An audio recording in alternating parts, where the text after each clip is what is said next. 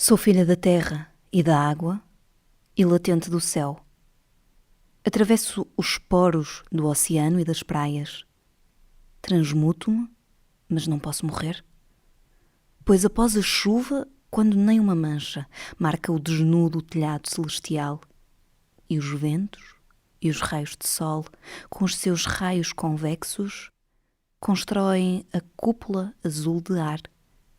Em silêncio me rio do meu cenotáfio e, saída das cavernas de chuva, como uma criança do útero, como um fantasma do túmulo, me levanto e de novo me desconstruo.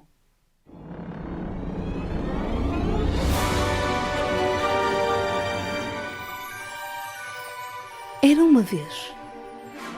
Once upon a time. C'era una volta. Il était une fois. Es war einmal. Érase una vez. Histórias de desencantar.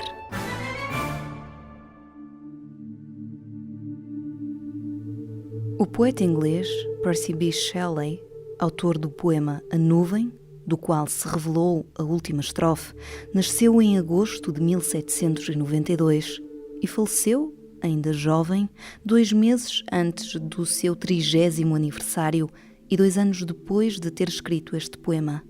Percy Shelley é considerado um dos grandes poetas líricos e filosóficos da língua inglesa. É dele a seguinte frase: a poesia levanta o véu que oculta a beleza do mundo e trata objetos familiares como se não o fossem. O mesmo poderia ser dito da ciência. A poesia e a ciência comungam linguagens metafóricas e a nuvem do poema de Shelley poderia ser trocada pela palavra ciência, sem beliscar a coerência metafórica dos seus versos. A poesia tem sido um poderoso meio de comunicação do conhecimento desde a antiguidade greco-romana. Um dos poetas mais antigos da cultura grega, Hesíodo, que viveu no século VIII a.C., é geralmente considerado o pai da poesia didática.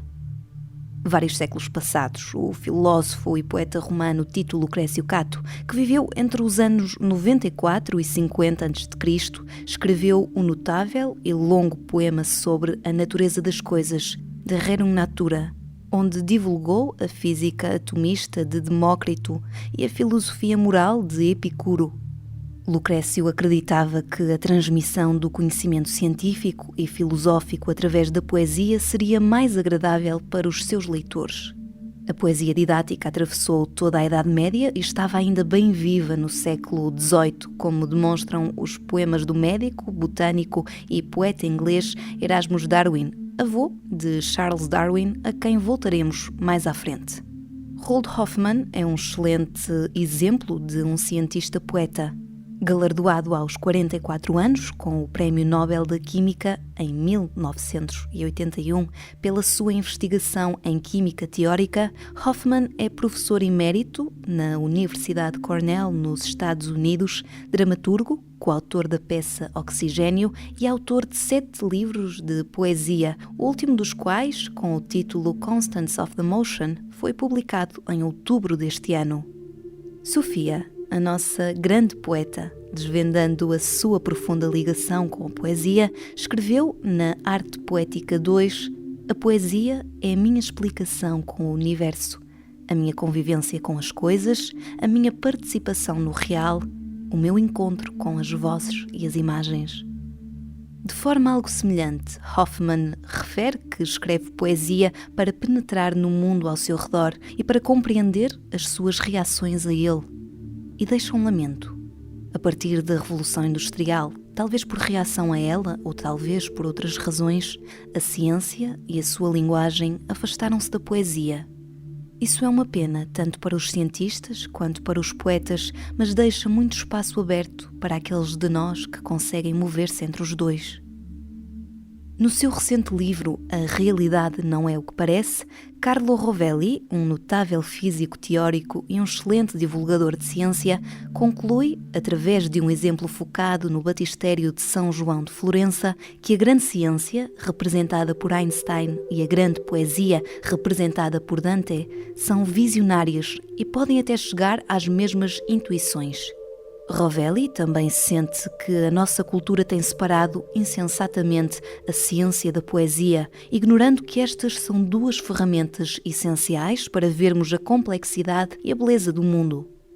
A prestigiada poeta inglesa Ruth Sophia Paddle, nascida em 1946, trineta de Charles Darwin, parece ter herdado a carga genética criativa dos seus antecessores já referidos. Num artigo intitulado The Science of Poetry, The Poetry of Science, publicado no jornal The Guardian em 2011, Ruth considera que a poesia e a ciência têm mais em comum que a revelação de segredos. Ambas dependem da metáfora, que é tão crucial para a descoberta científica quanto para a lírica.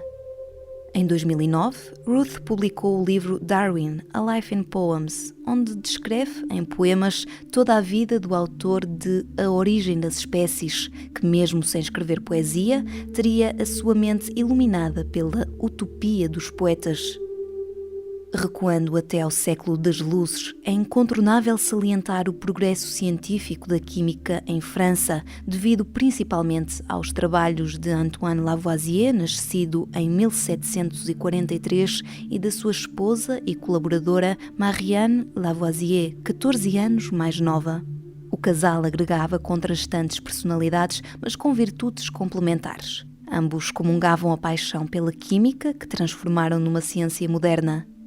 Antoine, racional, ambicioso e trabalhador obsessivo, é considerado o pai dessa transformação. Mas, para muitos, Marianne, com formação artística, música e pintura e linguística, aprendeu inglês e latim, terá sido a mãe. Outros filhos não tiveram. Contudo, antes de Lavoisier, já o cientista e poeta russo Mikhail Vasilievich Lomonosov, 32 anos mais velho, havia desbravado caminho precursor nas áreas da química e da física. Ao contrário de Lavoisier, Lomonosov era de origem muito humilde. Aos 19 anos, abandonou a sua aldeia natal, no gelado noroeste da Rússia, caminhando a pé até Moscovo, em pleno inverno, impulsionado pela sua ânsia de conhecimento. Este podia ser o início de uma longa e fascinante história que não caberia aqui. Num breve resumo, registre-se que o reconhecido talento intelectual de Lomonosov o levou desde a Universidade de São Petersburgo até às universidades alemãs de Magdeburgo e Friburgo, onde adquiriu um currículo precioso, abrangendo química, geologia, literatura e línguas clássicas e modernas. Foi em Friburgo que começou a escrever poesia. Ao importar, no seu regresso à Rússia, as culturas científica e literária germânicas, revolucionou a cultura vigente, sendo considerado o pai da ciência russa. Lomonosov refutou a teoria do flugisto e publicou em latim o artigo Meditations de Solido et Fluido, em 1760, onde apresenta o princípio de conservação da massa, duas importantes bandeiras normalmente atribuídas a Lavoisier. Lomonosov criou uma nova gramática russa e é considerado por muitos o pai da poesia russa moderna, tendo escrito mais de 20 odes. A Universidade Estadual de Moscovo, por ele fundada em 1755, tem desde 1940 o seu nome.